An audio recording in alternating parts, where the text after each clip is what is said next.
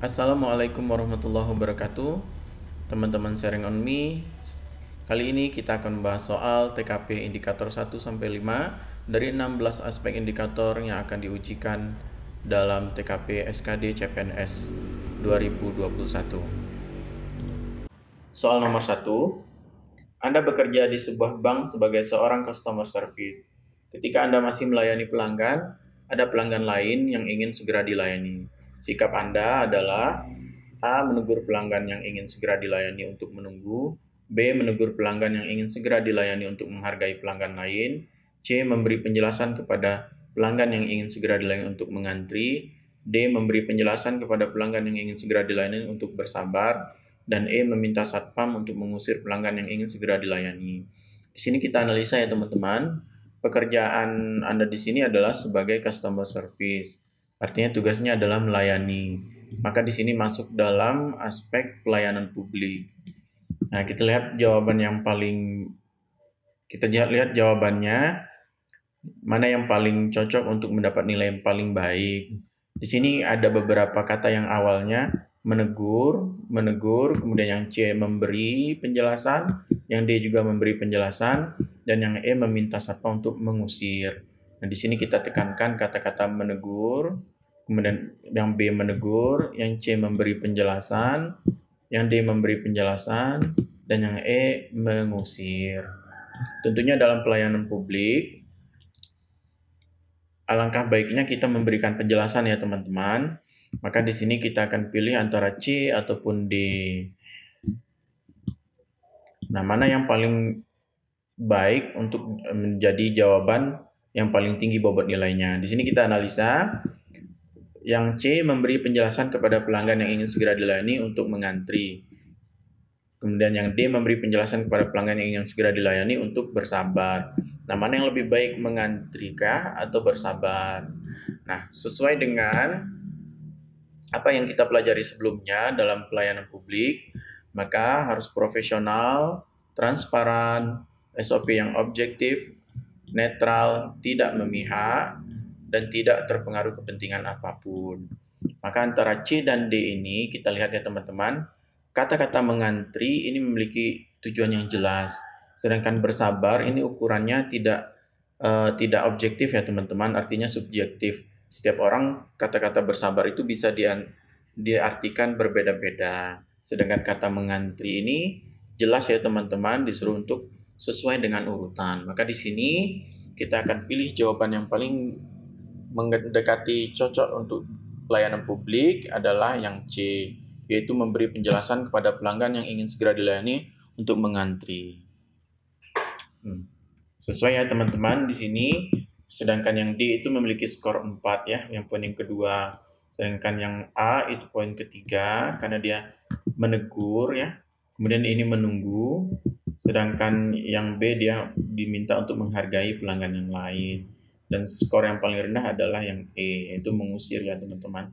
Sangat tidak baik dalam pelayanan publik. Jelas ya teman-teman? Kita lanjut ke pertanyaan nomor 2. Tetangga saya sering membuang sampah di halaman rumah saya. Yang akan saya lakukan adalah A. Memarahinya saat ia datang membuang sampah. B. Melaporkannya kepada ketua RT. C. Mendatanginya dan memintanya untuk tidak membuang sampah sembarangan. D. Membalas dengan membuang sampah di halamannya. E. Memberi tanda peringatan untuk tidak membuang sampah di halamannya. Baik, kita analisa di sini ya teman-teman. Ini berkaitan dengan tetangga yang membuang sampah di halaman rumah Anda ya. Ini artinya adanya hubungan antara sosial budaya ya, kehidupan sosial ya teman-teman. Nah, kita lihat bagaimana tips kemarin dalam pembelajaran materi kita, itu tunjukkan ada tingkat apresiasi, adaptasi, dan kepedulian yang tinggi terhadap lingkungan sosial budaya setempat. Kemudian juga apabila di soal ini jelasnya ada kebijakan publiknya, yaitu tata cara membuang sampah nantinya. Kemudian nanti kita pilih yang mengarah ke bersih tanpa korupsi atau jujur. Nah, di sini tidak cocok untuk menggunakan tips dan trik yang ini ya teman-teman, tapi cocoknya untuk menggunakan tips yang ini. Baik, kita lihat, kita analisa jawabannya dari A sampai E ya. Yang A, yaitu memarahi saat ia datang membuang sampah. Nah, di sini ada kata-kata memarahi ya teman-teman. Kurang baik ya rasanya kalau kita memarahi tetangga kita. Kemudian yang B, melaporkannya kepada ketua RT. Oke. Kemudian yang C, mendatanginya dan memintanya untuk tidak membuang sampah sembarangan. Di sini tampaknya agak kedengaran lebih baik ya teman-teman, mendatanginya dan memintanya. Artinya ada hubungan antara tetangga dengan Anda ya. Berarti di sini ada adaptasi dan juga kepedulian yang tinggi. Kemudian kita lihat yang D dulu, membalas dengan membuang sampah di halamannya. Wah, ini balas dendam ini teman-teman. Saya rasa tidak masuk dalam pilihan jawaban yang tepat. Kemudian yang E, memberi tanda peringatan untuk tidak membuang sampah di halaman. Artinya ini tidak terjalin adanya komunikasi ya teman-teman antara tetangga, dan juga ini menunjukkan tidak adanya adaptasi, tidak ada komunikasi, jadi tidak ada hubungan yang baik, jadi sosial budaya yang tidak ada. Jadi di sini maka jawaban yang paling tepat di sini yang memiliki nilai bobot yang paling tinggi kita pilih jawaban C, yaitu mendatanginya dan meminta untuk tidak membuang sampah sembarangan.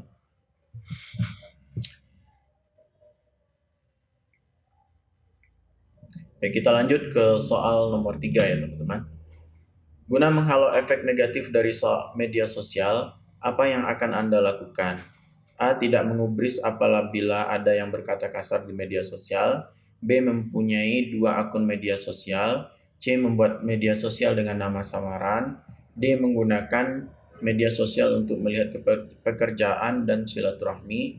E. Hanya menggunakannya untuk hal tertentu saja. Baik, kita analisa dulu ya. Di sini yang ditanya adalah guna menghalau efek negatif dari media sosial. Di sini berkaitan dengan media sosial ya. Nah, media sosial ini berhubungan dengan aspek TIK ya, teknologi informasi dan komunikasi. Sesuai dengan tips yang kemarin teman-teman, triks dalam menjawab soal TIKA itu adalah lihat adanya kemauan dan kemampuan menggunakan teknologi informasi dan komunikasi. Nah, ini untuk meningkatkan kinerja. Kita lihat ya di sini guna menghalau efek negatif dari media sosial.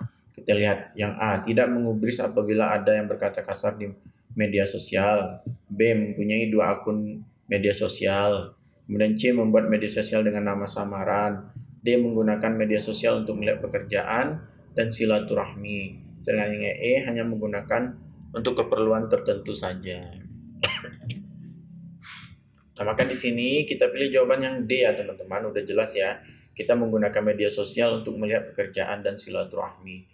Bagaimana dengan yang A, B, C, dan E? Kita lihat ya. Kalau yang A, tidak mengubris apabila ada yang berkata kasar di media sosial. Sedangkan yang B, mempunyai 2 akun media sosial. Ini tidak cocok ya teman-teman. Kemudian C, membuat media sosial dengan nama samaran. Juga tidak tepat. Kemudian E, hanya menggunakan untuk keperluan tertentu saja. Nah, kita lihat bahwa di sini kuncinya di mana teman-teman? Kuncinya adalah di kata-kata meningkatkan kinerja. Jadi untuk menggunakan untuk melihat pekerjaan ya teman-teman, berhubungan dengan meningkatkan kinerja, gitu ya. Yang E juga baik, namun tidak ada korelasi yang langsung berkaitan dengan meningkatkan kinerja. Maka kita pilih yang jawaban D. Jelas ya? Kita lanjut untuk soal nomor 4. Anda seorang resepsionis di suatu kantor yang bergerak dalam bidang pelayanan. Keluhan yang banyak ditujukan pada instansi tempat Anda bekerja.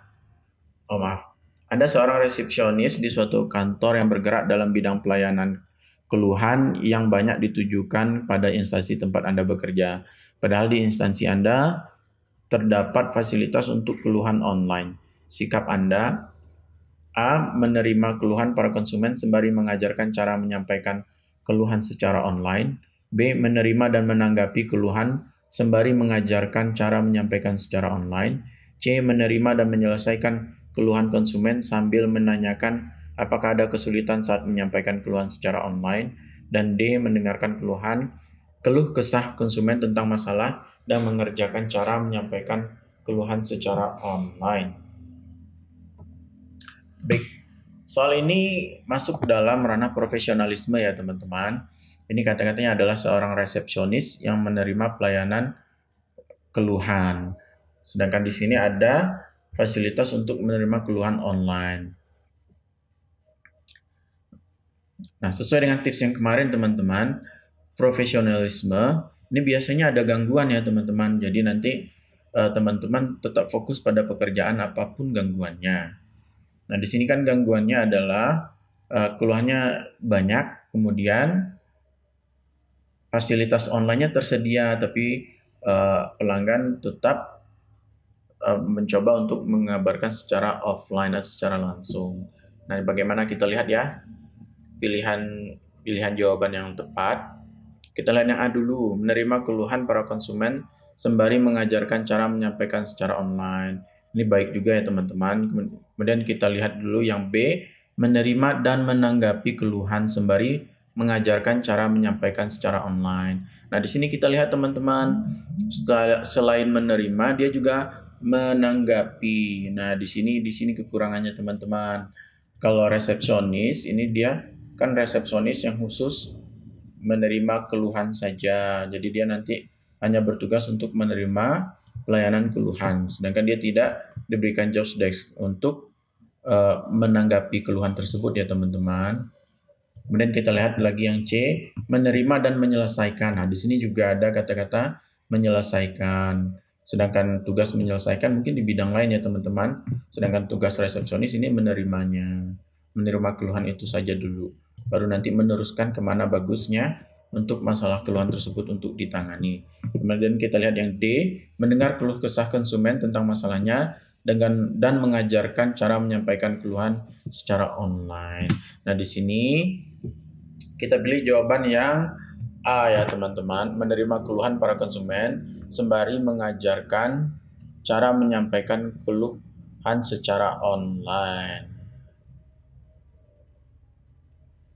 Jadi di sini kenapa yang bukan yang D teman-teman? Di sini kan dia hanya mendengarkan keluh kesah saja. Sedangkan belum tentu dia menerimanya. Kalau yang A itu udah jelas ya dia menerima keluhan para konsumen. Jadi tugasnya hanya menerima saja, tidak menanggapi, tidak menyelesaikan. Demikian ya teman-teman. Udah jelas ya untuk profesionalisme. Tetap fokus ya pada pekerjaan. Sedangkan di sini kan jelas pekerjaannya adalah sebagai resepsionis. Maka secara profesional dia harus mengerjakan tugas dari seorang resepsionis. Kita lanjut soal terakhir, yaitu soal kelima. Dalam berusaha ataupun bekerja, seorang mitra kerja sangat penting karena menurut pandangan saya, seorang mitra kerja adalah A. Teman berbagi dan bertukar pendapat, B. Teman mengembangkan usaha, C. Teman untuk berbagi modal, D. Sebagai pengingat saya saat salah membuat keputusan, E. Sebagai pendorong untuk kemajuan saya. Di sini jelas ya teman-teman, ini berkaitan dengan kemitraan atau jejaring kerja.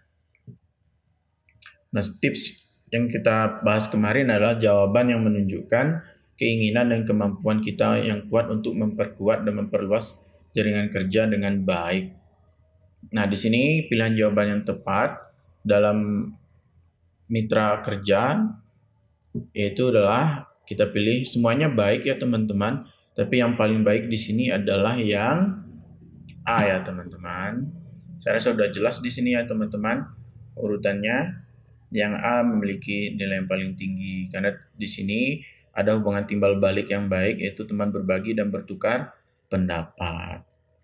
Demikian teman-teman 5 soal yang kita jadikan contoh soal untuk pembahasan tema 1 sampai 5 dari 16 aspek TKP yang akan diujikan.